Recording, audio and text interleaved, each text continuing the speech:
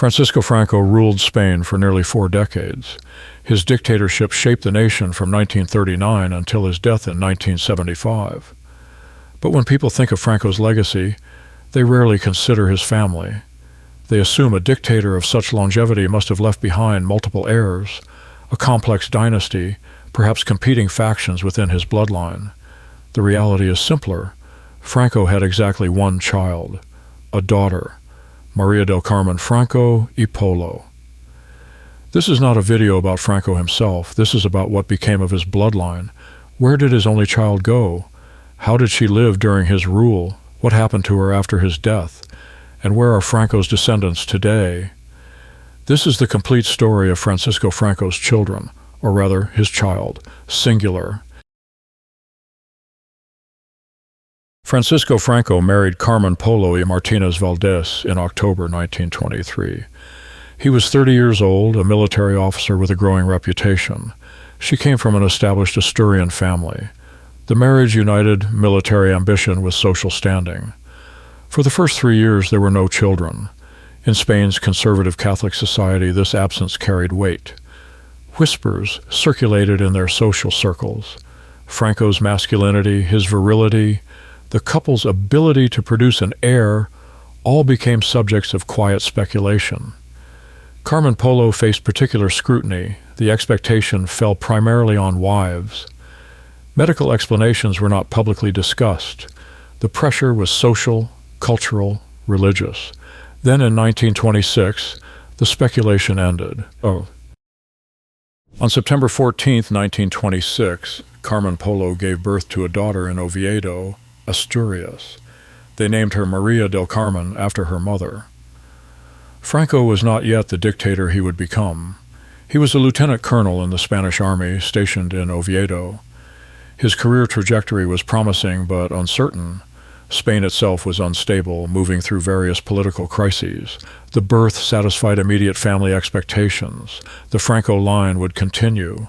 But the child was female, and in the traditionalist circles where Franco moved, sons carried greater symbolic weight. No second child would follow. María del Carmen Franco y Polo would remain an only child for her entire life. The reasons for the absence of siblings are not documented with certainty. Medical factors may have played a role. Personal choice cannot be ruled out. What matters is the result. Franco's entire genetic legacy would rest on this one person. All inheritance, all family continuity, all personal dynasty, channeled through a single daughter. This fact would shape her life entirely. She was not one among several children. She was the sole repository of Franco's bloodline, the only person who could produce Franco's grandchildren, the only direct heir. Carmen Franco's early years were spent in military households. Franco's career required frequent relocations. The family moved according to his postings. Her mother managed the domestic sphere entirely. Carmen Polo maintained strict Catholic observance. She oversaw her daughter's early education and socialization. Franco himself was often absent, consumed by military duties and ambitions. The household was formal, structured, hierarchical. Even in these early years, before Franco achieved supreme power, the environment emphasized order and discipline. Carmen Franco learned to exist within these constraints. She had no siblings to share the attention or the burden. Spain entered a period of intense political instability in the early 1930s.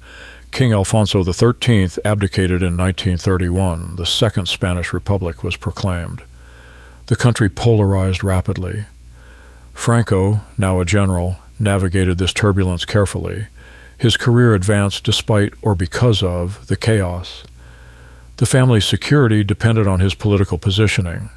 For young Carmen Franco, these were formative years. She witnessed her father's rising prominence. She absorbed the anxieties of a military family in an unstable state.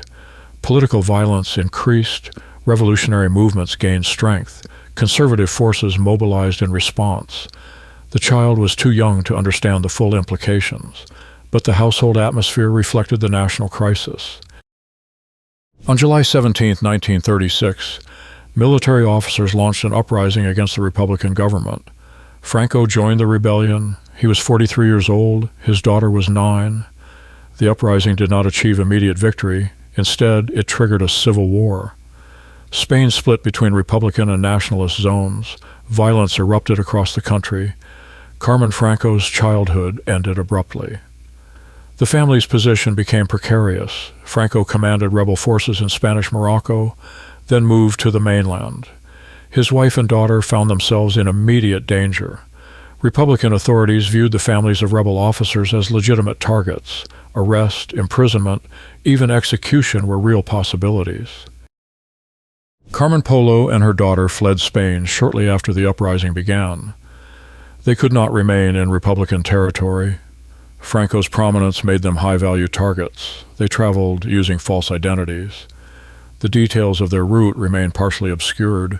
They likely moved through France.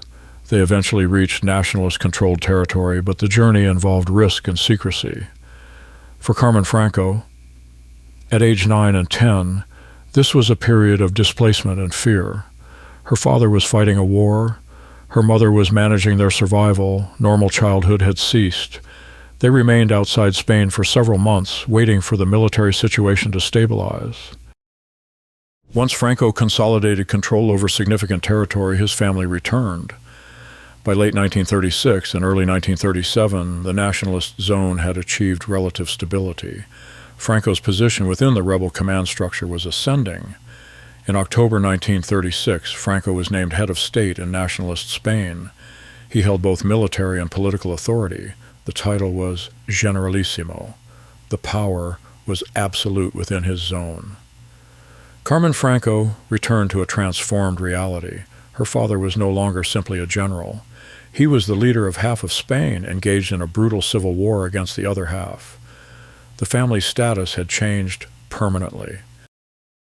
When the nationalists won the Civil War in 1939, Franco established his dictatorship. He moved into the Palacio de El Pardo, a royal palace northwest of Madrid. The Franco family would reside there for the next 36 years. El Pardo was vast, isolated, heavily guarded. It functioned as both residence and seat of power. Carmen Franco, now a teenager, lived within these walls. Her life was entirely separate from ordinary Spanish society. She did not attend public schools. She did not interact with common citizens. She existed in a bubble of absolute privilege and absolute security. The palace staff answered to her parents. Visitors were screened, controlled, limited. Every aspect of daily life occurred within a framework of total authority. Carmen Franco received private education. Tutors came to the palace. The curriculum emphasized Catholic doctrine, traditional Spanish values, and subjects deemed appropriate for an elite woman. Her education was not designed to prepare her for independent professional life. It was designed to prepare her for marriage within Spain's highest social strata and for managing a household. Religious instruction dominated. Daily Mass attendance was mandatory. The family's Catholicism was not merely cultural. It was fundamental to the regime's ideology. Carmen Franco absorbed these lessons entirely. She would remain a devout Catholic throughout her life. She would never question the worldview in which she was raised. Despite her father's prominence, Carmen Franco remained largely invisible to the Spanish public. Franco did not use his daughter for propaganda purposes. She was not paraded before cameras. She did not give public speeches or attend major state ceremonies in a prominent role. This was deliberate. Franco maintained a strict separation between his public persona and his family life. His dictatorship emphasized the cult of personality around himself, not around a royal-style family. Carmen Franco lived in Spain's most powerful household, yet ordinary Spaniards knew little about her. She was a shadow, a rumor, a name occasionally mentioned but rarely seen. This invisibility would persist until her father's death. Carmen Polo wielded enormous power within the household. She managed all domestic affairs. She controlled access to Franco. She shaped her daughter's worldview and social development. Mother and daughter were close by necessity and by design. They spent most of their time together. Carmen Polo's values became her daughter's values. Her priorities became her daughter's priorities. Carmen Polo was intensely protective. She monitored her daughter's associations. She vetted potential suitors. She maintained strict standards for behavior and appearance. The relationship was affectionate but hierarchical. Carmen Franco remained subordinate to her mother's authority even into adulthood. Franco as a father remains difficult to assess. He was emotionally reserved, formal, distant. His public persona emphasized strength, control, stoicism. These characteristics extended into his private life. He loved his daughter. Evidence suggests genuine affection. But expression of that affection followed traditional patterns. He was the authority figure, the disciplinarian, the provider. He was not nurturing in a modern sense. His attention was divided. Running a dictatorship consumed his time and energy. Carmen Franco saw her father, but often briefly. Meals together, occasional conversations, formal family gatherings. She revered him.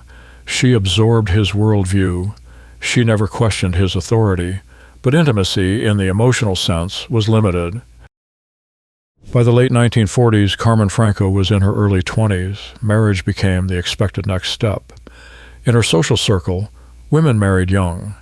Marriage was not optional, it was destiny. Potential suitors required approval at the highest level. They needed appropriate social status. They needed political reliability. They needed to enhance, not threaten, the Franco family's position. Cristobal Martinez Bourdieu emerged as the acceptable candidate. He was a physician from an aristocratic family. His father was the Marquis of Villaverde. The family had connections to Spain's old nobility. The courtship was formal, supervised, brief.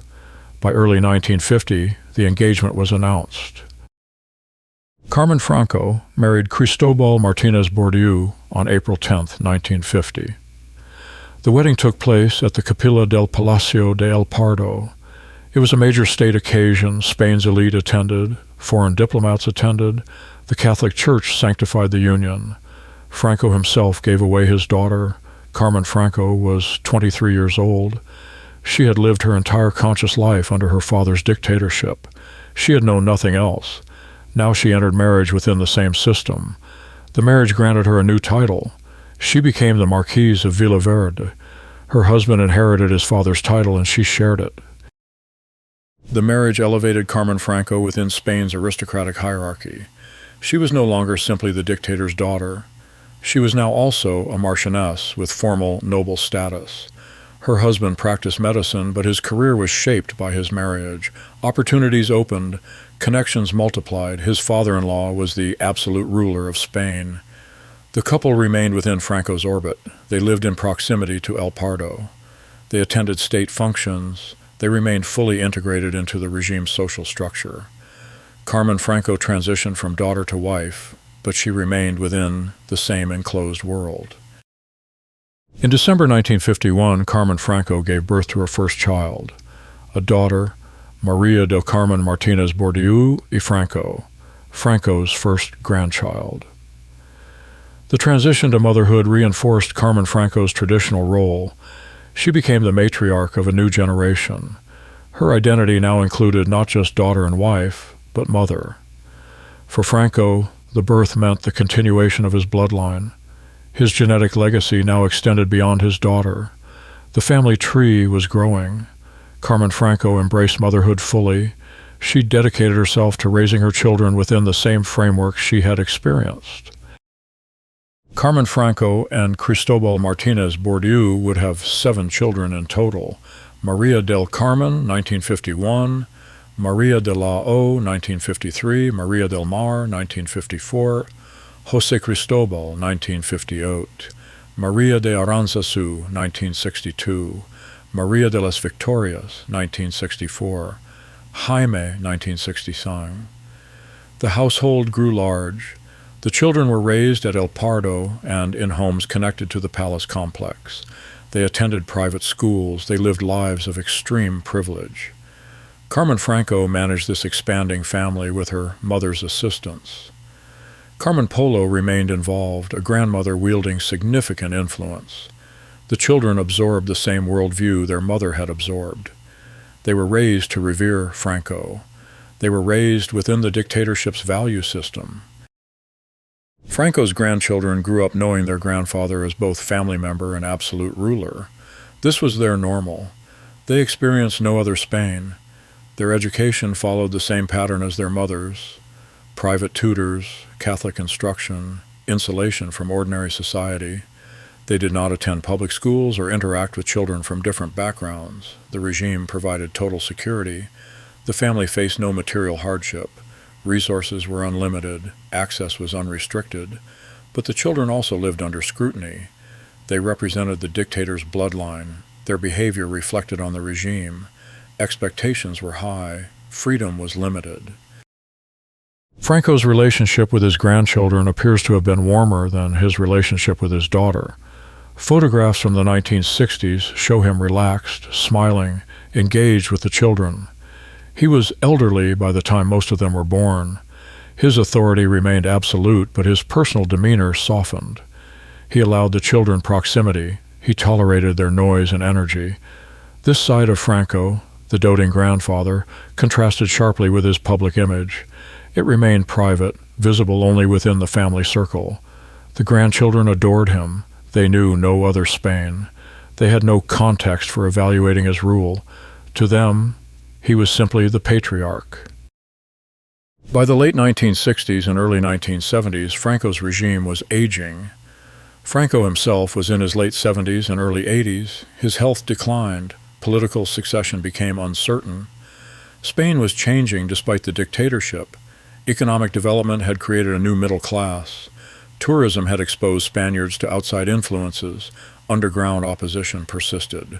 Carmen Franco witnessed these changes from within the palace. Her father's grip remained firm, but the cracks were visible. The regime's end was approaching.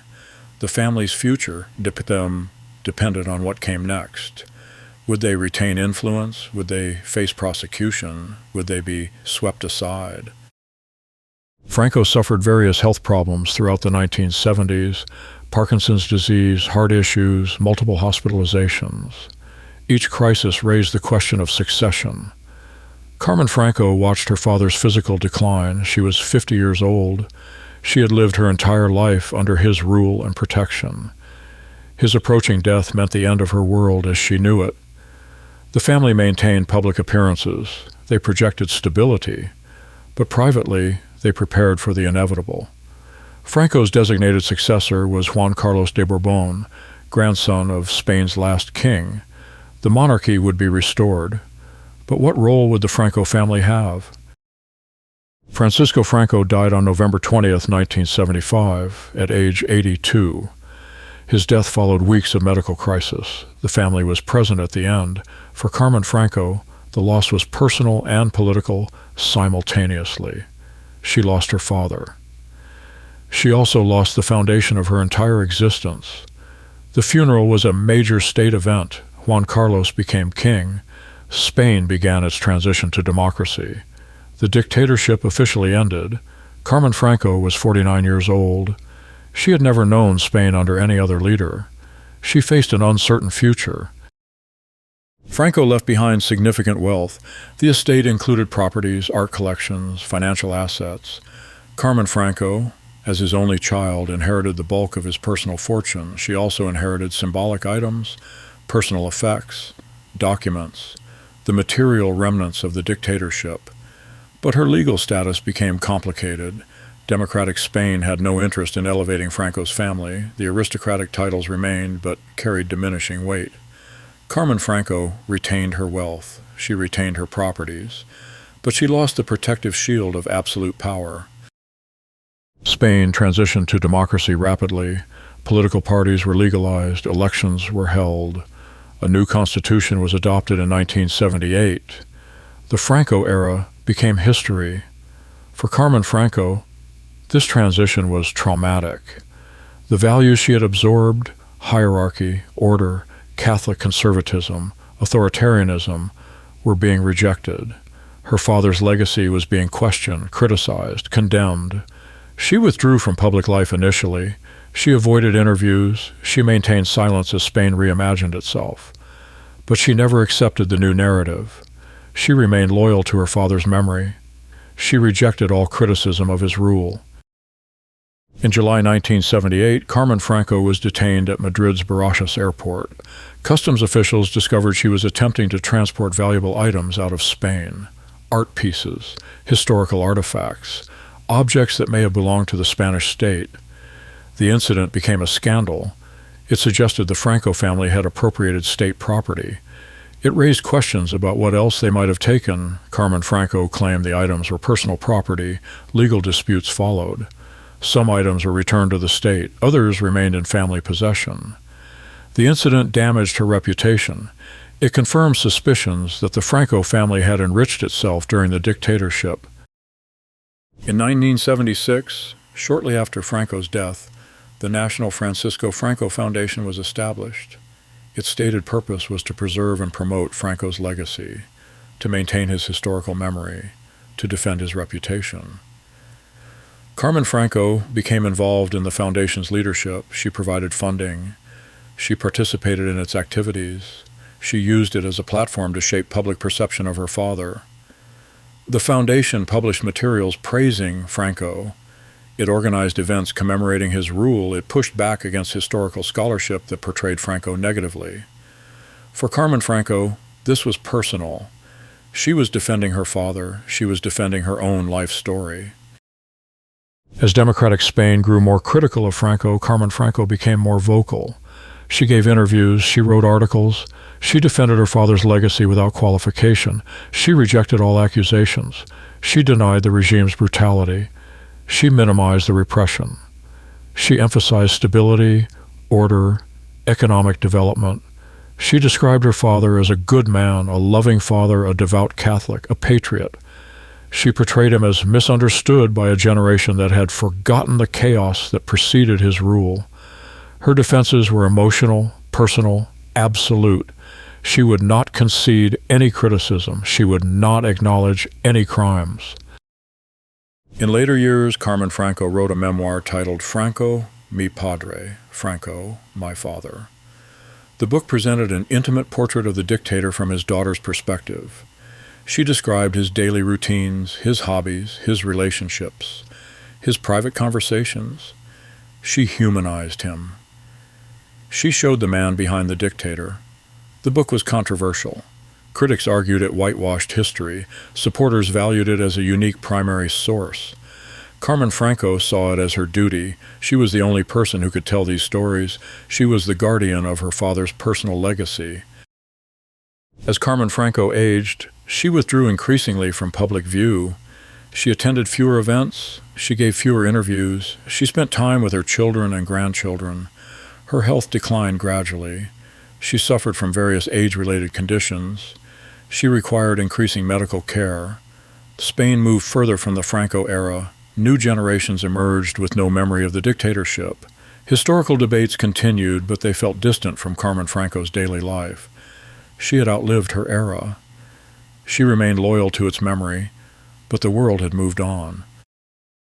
Carmen Franco died on December 29, 2017, in Madrid. She was 91 years old. The cause was death was reported as natural, related to age and declining health. Her death received significant media coverage in Spain. Obituaries reviewed her life. Historians contextualized her role. Old debates about Franco resurfaced. She was buried with Catholic rites. Her family attended. Representatives from Spain's conservative political circles paid respects. With her death, Franco's direct connection to the 20th century severed. She had been the last living link to the dictator himself. Carmen Franco's 7 children survived her. They have produced numerous grandchildren. Franco's bloodline continues into the 21st century. The grandchildren and great-grandchildren have taken varied paths. Some remain politically conservative. Some have distanced themselves from Franco's legacy. Some live private lives unconnected to historical debates. The family retains wealth. They retain aristocratic titles, but they hold no political power. They are private citizens in democratic Spain. Franco's genetic legacy persists, but his political legacy belongs to history, debated and contested by people who never knew him personally. The Franco family story, as a living presence in Spanish politics, ended with Carmen Franco's death. This is the complete story of Francisco Franco's children. 1 child, 1 daughter, one life lived entirely within the structure her father created. Carmen Franco was born into a military family. She survived a civil war as a child. She grew up in a dictator's palace. She married within the elite. She raised 7 children. She inherited her father's wealth. She defended his legacy.